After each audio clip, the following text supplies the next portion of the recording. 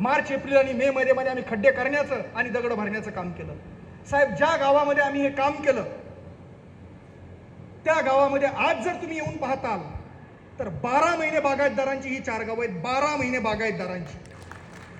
उन्हाळ्यामध्ये या इथल्या विहिरी तुम्हाला हातानं पाणी घेतील एवढ्या भरलेल्या दिसतील, इतकी भूजल पातळी वाढली आहे.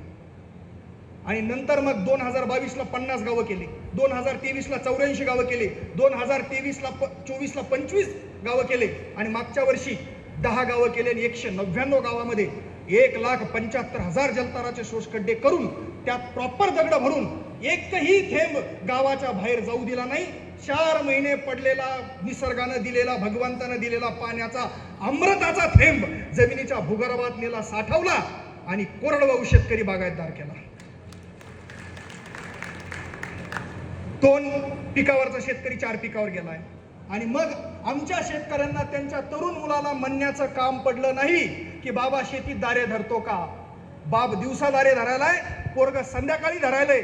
बापाला न विचारता त्याने स्वतःची पल्सर मोटरसायकल स्वतःच्या हिमतीवर विकत घेतलेली आहे. हे चित्र माझ्या तालुक्यात 5 वर्षामध्ये आम्ही करून दाखवले. आणि मग हा जलताराची प्रक्रिया किती सोपी आहे. प्रत्येक एकरामध्ये उताराला 5 बाय 5 आणि 6 फुटाचा शोष खड्डा करायचा आणि 5.5 फूट दगडानं भरायचा. यातलं सगळ्यात महत्वाचा पार्ट आहे दगड.